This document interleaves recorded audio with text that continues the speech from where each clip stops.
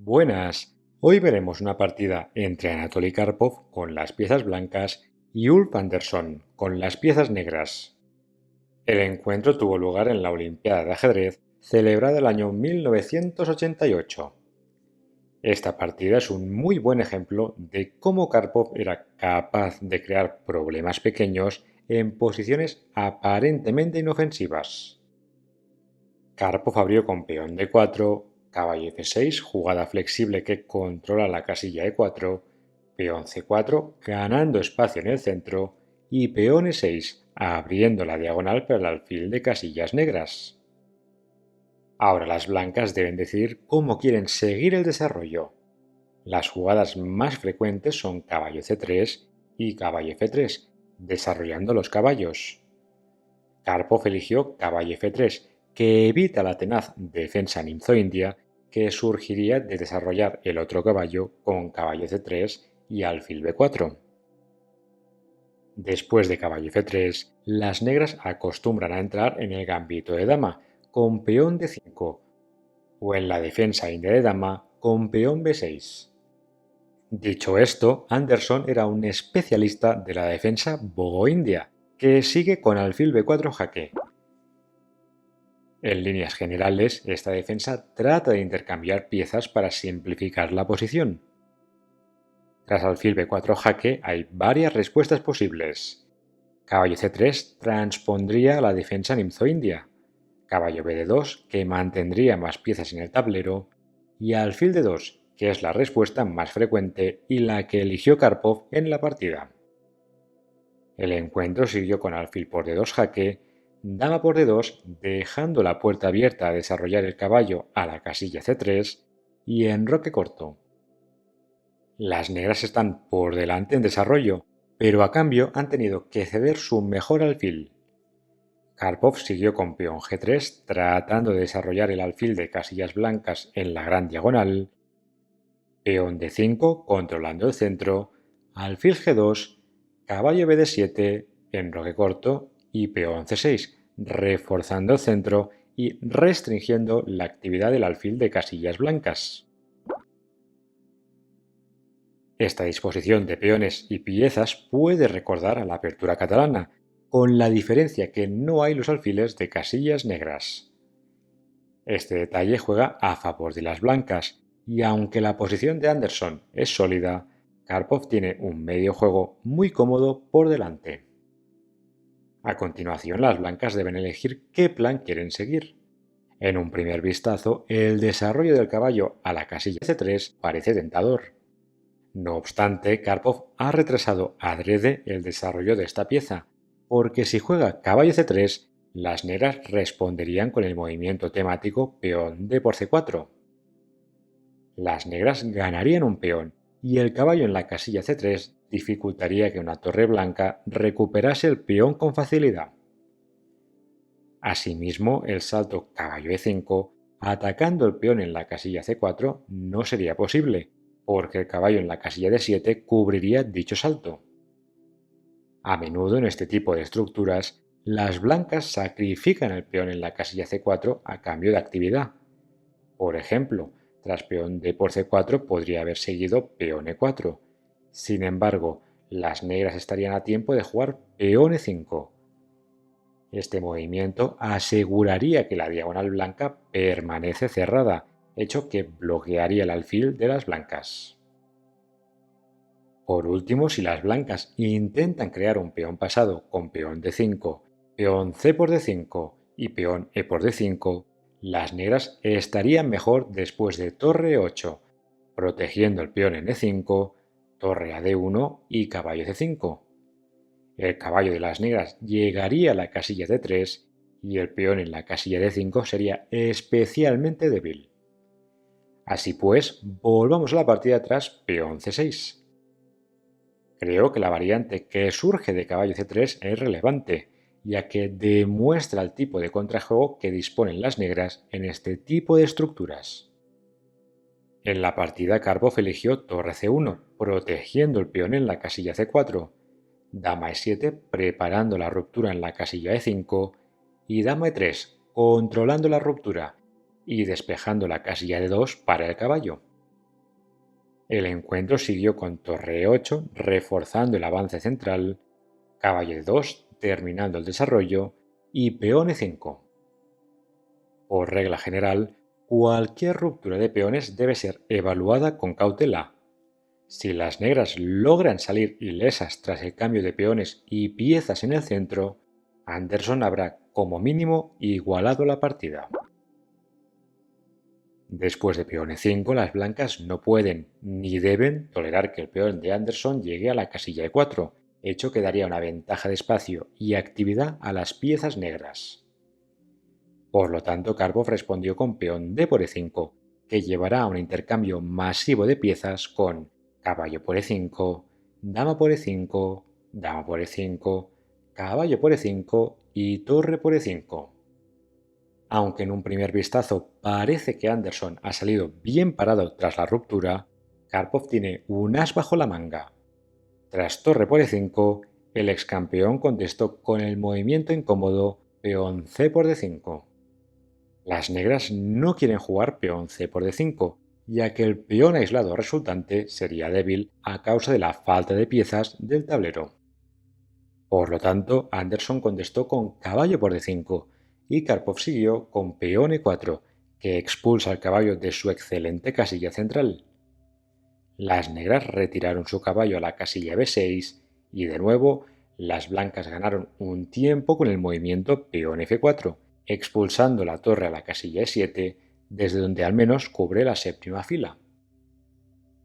Creo que ahora es un buen momento para evaluar la posición, tras la ruptura peón E5. El balance material está igualado, y la única diferencia se encuentra en la disposición de los peones. Las blancas disponen de una mayoría de peones en el flanco de rey que les otorga un buen dominio de las casillas centrales. Fíjense que las casillas D5, E5, F5 y G5 están bien controladas por la falange de peones blancos. Asimismo, Karpov tiene perspectivas de crear un peón pasado en el flanco de rey. Por otro lado, la mayoría de peones negros en el flanco de dama no parece que vaya a avanzar fácilmente, con el caballo en B6 bloqueando el peón en la columna B y las dos torres blancas cubriendo dicho sector del tablero. Así pues, podemos concluir que las blancas gozan de una buena iniciativa, así como ratifica la evaluación del módulo de ajedrez. A continuación, Karpov jugó peón A4, con dos ideas en mente. En primer lugar, jugar peón A5 y expulsar el caballo de las negras a una casilla inferior. En segundo lugar, activar la torre en la casilla 1 por tercera fila. Anderson impidió la primera idea de Karpov con el movimiento peón A5 y las blancas siguieron con caballo B3, con el objetivo de llevar el caballo a las casillas centrales en C5 y D4. Anderson contestó con peón F6, controlando el avance peón E5 y potencialmente dando la casilla F7 para el alfil de las negras. Karpov continuó con torre A3, aplicando la idea de activar la torre por tercera fila, alfil E6, caballo C5 y alfil F7, resguardando el alfil. Es importante remarcar que el caballo en la casilla C5 realiza una magnífica función, defendiendo los peones blancos en las casillas A4 y E4, a la vez que atacando el peón débil en la casilla B7. La partida siguió con torre D3, tomando el control de la única columna abierta, torre A E8 y alfil H3, movimiento excelente que aprovecha el hecho que el alfil de Anderson ha abandonado la diagonal blanca, que va de la casilla H3 a la casilla C8. Las negras trataron de devolver el caballo al juego con caballo C8 y Karpov jugó alfil D7, que no solo ataca la torre, sino que interrumpe la defensa de la séptima fila. Este hecho deja al peón en la casilla B7 indefenso. Las negras reaccionaron con torre D8 atacando el alfil, torre CD1 defendiéndolo, caballo B6 atacando el alfil de nuevo y alfil G4. Las blancas dominan la columna abierta y el alfil está más activo en la casilla G4. Además, Anderson no puede disputar el control de la columna central y tuvo que ceder con torre por D3, torre por D3 y rey F8, tratando de acercar el monarca al centro del tablero. Aunque ambos jugadores disponen del mismo material, las blancas están claramente mejor, así como confirma el módulo de ajedrez. La ventaja blanca se debe a múltiples factores. Primero, al mayor espacio, gracias a los peones en la cuarta fila.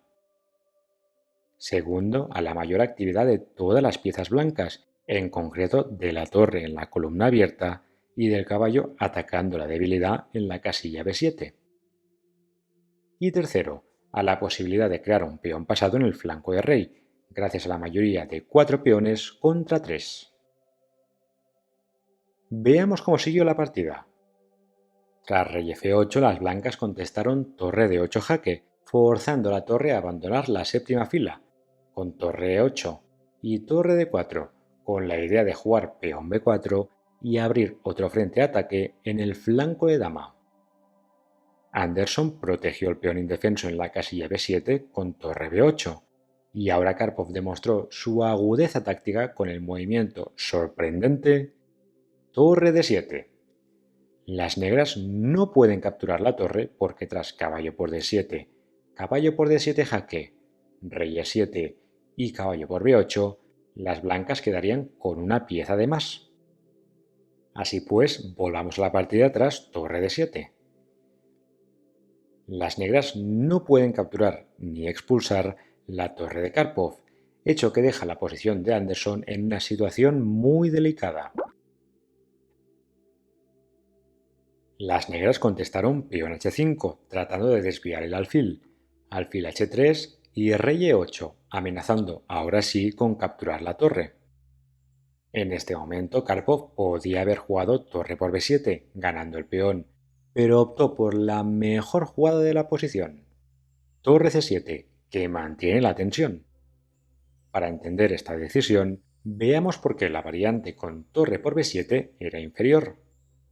Tras la captura del peón seguiría torre por B7, caballo por B7, caballo por A4, aprovechando que el caballo ya no protege el peón, caballo por A5, caballo por B2 y caballo por C6. El flanco de dama ha sido liquidado y solo quedan los peones del flanco de rey. Las blancas mantendrían la ventaja gracias a su peón adicional y a la mayor actividad de sus piezas. Dicho esto, Anderson hubiese tenido una tarea defensiva más llevadera, ya que solo tendría que preocuparse de un flanco del tablero. Por este motivo, Karpov no quiso facilitarle la tarea defensiva a su rival y evitó la simplificación de la posición. Volvamos al momento clave tras rey E8. Las blancas siguieron con torre C7, el mejor movimiento de la posición, y las negras contestaron con caballo A8, tratando de expulsar la torre. Una vez el caballo ha sido relegado a una casilla inferior, entonces Karpov captura el peón en la casilla B7, con torre por B7, torre por B7, caballo por B7 y caballo B6. Fíjense que, a diferencia de la variante anterior, ahora las blancas están un tiempo por delante. Este tiempo adicional es clave, ya que les permite jugar caballo de 6 jaque, rey E7 y caballo por F7. En la partida Anderson optó por la variante más aguda con caballo por A4, sacrificando el alfil en la casilla F7. No obstante, veamos rápidamente qué pasaría si las negras juegan rey F7. En dicho caso, Karpov estaría a tiempo de jugar peón B3, defendiendo los peones del flanco de dama y dejando el caballo fuera de juego. Es relevante señalar que la maniobra caballo D7, caballo C5, atacando los peones blancos, no es posible, porque el alfil cubre la casilla D7.